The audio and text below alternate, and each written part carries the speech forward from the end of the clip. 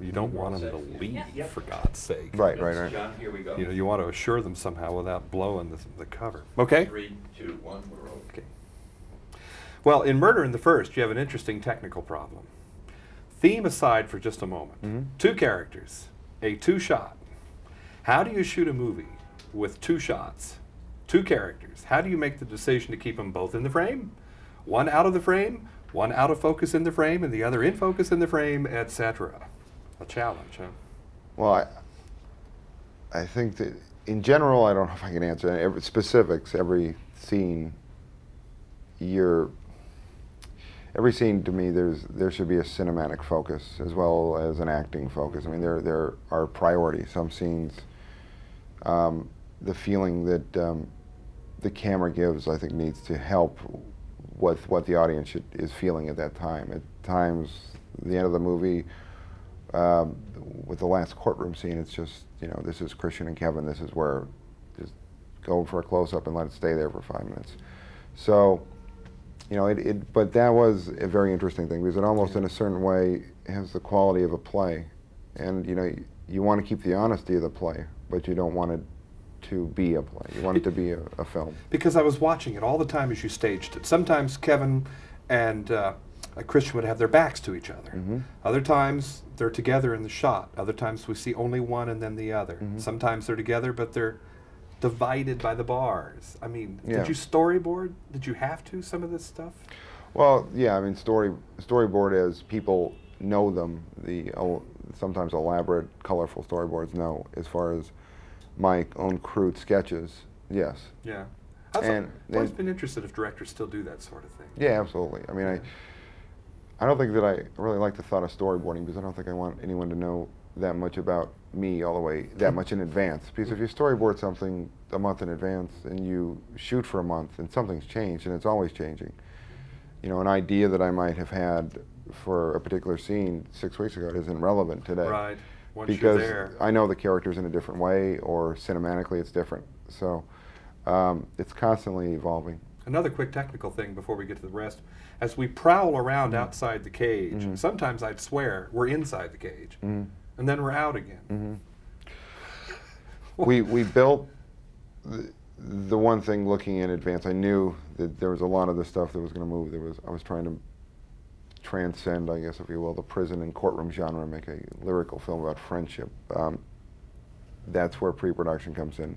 We built the sets, the city jail set with all the walls hinged, all the bars hinged. The pieces would come off quietly and go back into place. There was dolly track built above. There was stuff. You spent a lot of time with the production designer and made sure that it was. The last thing I want to do is spend 3 weeks in this city jail and say, okay, well, the close-up of this scene, this scene, this scene, this scene, and that's all you're able to do. But And may I suggest not merely optical tricks here, but at times they come together, and at times they're not. So at times we're inside the cage, at times we're not. It seems to be a metaphor, one for the other. Yeah, I mean, certainly there's small metaphors and big metaphors all the way through. I think the constant is, I've seen a lot of prison films that you almost become comfortable within the situation. You forget you're in a prison.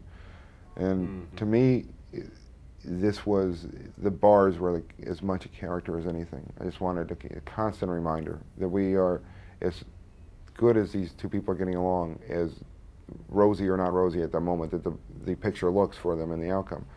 We're in this situation. He is being caged like an animal, and I wanted to keep that thought in the audience's mind. How important was it to you personally that you put yourself into the cage, as I understand you did, into solitary for a while? Well, I think it was an intangible. I didn't have the luxury, or I did have the luxury, excuse me, of being able to get out whenever I wanted.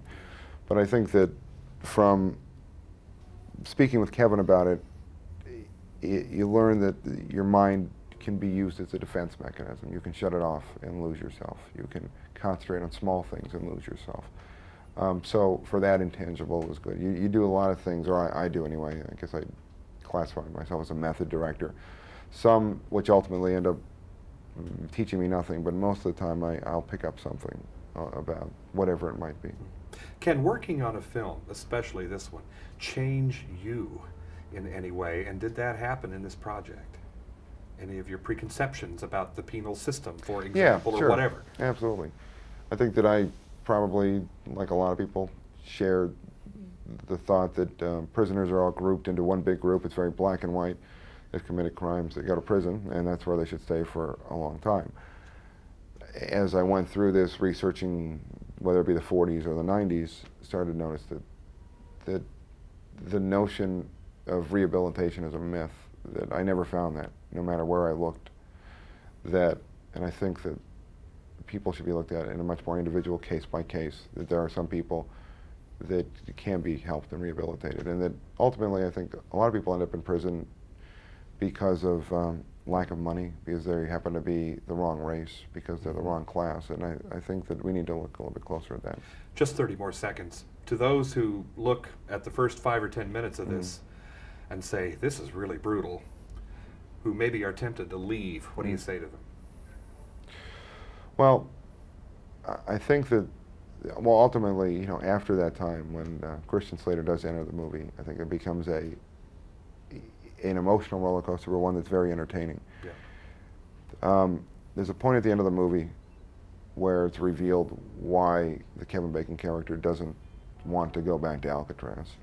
And it was very important to me that the beginning of the movie reflect that emotionally, instead of an audience. I don't think it's as honest. At 2 hours after you've been sitting, you go, aha, that makes sense. I think that when you see the scene in the courtroom and Kevin says what he says, that you emotionally understand it because you've been through it with him. Exactly. Marc Rocco. Thank you. Pleasure to meet you. Thank you very much. Directing Murder in the First. And I'm John Tibbetts for KCTV5 here in New York City.